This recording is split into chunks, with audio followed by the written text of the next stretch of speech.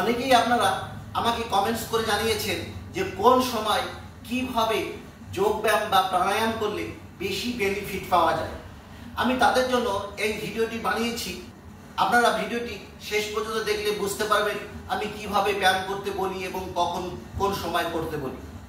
সবার প্রথমে বলে রাখি, ব্যায়াম, প্রাণায়াম, এক্সারসাইজ, ক্রিয়া এই সমস্ত কাজকর্ম যদি আপনারা করতে চান তাহলে কিন্তু সকালবেলা অর্থাৎ খুব ভোরে সূর্য ওঠার আগে যদি করতে পারেন তাহলে বেশি বেনিফিট পাবেন। কারণ দুটো। এক নম্বর কারণ, আমাদের উদ্ভিদ জগৎ রাত্রেবেলা কার্বন ডাই অক্সাইড গ্রহণ করে এবং অক্সিজেন ত্যাগ করে। সেই জন্য বিপুল পরিমাণ উদ্ভিদ যখন কার্বন ডাই অক্সাইড গ্রহণ করে অক্সিজেন ত্যাগ করে রাত্রেবেলা, তখন কি হয়, সারা পরিবেশে বেশি পরিমাণে মুক্ত অক্সিজেন ঘোরাফেরা করে। কিন্তু সূর্য ওঠার সঙ্গে সঙ্গে সালোক সংশ্লেষ প্রক্রিয়া শুরু হয়ে যায় উদ্ভিদের। সালোক সংশ্লেষ প্রক্রিয়া চালু হয়ে গেলে তখন উদ্ভিদ জগৎ অক্সিজেন গ্রহণ করে কার্বন ডাই অক্সাইড ত্যাগ করে। সেই জন্য আমাদের উচিত ঠিক সূর্য ওঠার আগে, যখন সালোক সংশ্লেষ প্রক্রিয়া শুরু না হয় তার আগে যদি আমরা ব্যায়াম, প্রাণায়াম, এক্সারসাইজ বা ক্রিয়া এই সমস্ত কাজকর্ম সেরে ফেলি তাহলে আমাদের বেশি পরিমাণ উপকার পাওয়া যাবে। কারণ তখন পরিবেশে বেশি পরিমাণে অক্সিজেন থাকে এবং মুক্ত অক্সিজেন আমরা পেতে পারি। 2 নম্বর কারণ হচ্ছে, আমাদের তখন স্টমাক এমটি থাকে।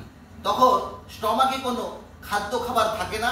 তখন এমটি স্টমাকে আমাদের যে সমস্ত ব্যায়াম, এক্সারসাইজ বা ক্রিয়া এগুলো আমরা করব, সেগুলো কিন্তু আমাদের ইন্টারনাল অর্গানগুলোর খুব কাজে লাগে।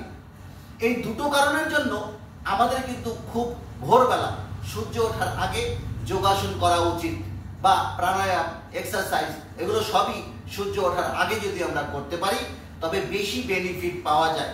তবে কাজকর্মের সুবিধার্থে অনেকেই সকালে করতে পারেন না, তবে সেক্ষেত্রে আপনারা বিকালে করতে পারেন। তখন মোটামুটি এমটি স্টমাক থাকে, কিন্তু বাতাসে অক্সিজেনের পরিমাণটা কিন্তু তুলনামূলকভাবে কম থাকে। তখন করলেও বেনিফিট পাবেন, তবে ভোরবেলার মতন অত বেনিফিট পাবেন না। সেই জন্য আমি আপনাদেরকে বলতে চাই, যদি আপনারা সকালবেলা সূর্য ওঠার আগে ব্যায়াম, ক্রিয়া, প্রাণায়াম বা এই সমস্ত এক্সারসাইজগুলো করে ফেলতে পারেন তাহলে কিন্তু বেশি উপকার পাবেন। ভিডিওটি ভালো লাগলে বন্ধুদের শেয়ার করে দিয়ে তাদেরও দেখার সুযোগ করে দিবেন।